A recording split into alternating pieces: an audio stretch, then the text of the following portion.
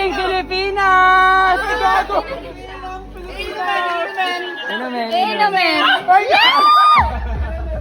Tapos kinabukasan na, nalasing na ako at nalobat. So eto, nagchichikahan na lang ulit ng mga kalokohan ng gabi. Maputot ako. Doon pa lang umangina. Siyang banyo. Kahit umalis. Itagay ang Alfonso. Grabe naman yung background. Tagay ulit.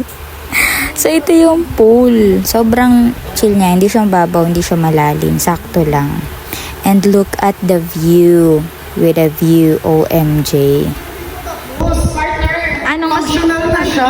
Ano masasabi mo? Sobrang ganda. Ito mo ha, bintana pa lang yan. Yes. Paano pag nilagyan na ng fiberglass? At ang kayo, yung salamin nila, oh. Tatagos ka talaga.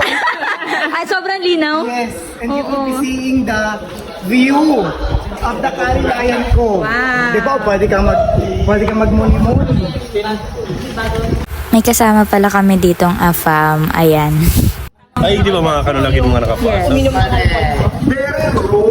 Tapos ayan, kulitan pa din. Wala talagang dull moment sa mga to. Turo niyo yung bag.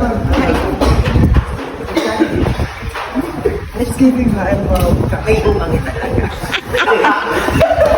Hanggang uwian, mga may energy pa din. Grabe na.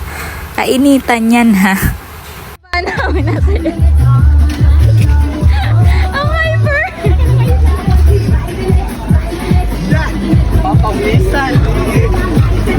And bago umuwi, nagpa-lunch pa si ate. Thank you ate, love you. Tapos ito na yung napagtripan ako ng dalawa kong kuya na grabe.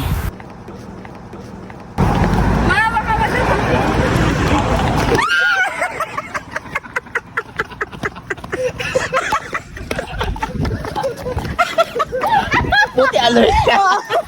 Alam ko na yung ganong bilang eh. And yun lang guys. Thank you so much. Thank you ate. And don't forget to pray pag nasa biyahe. Sorry kuya, love you.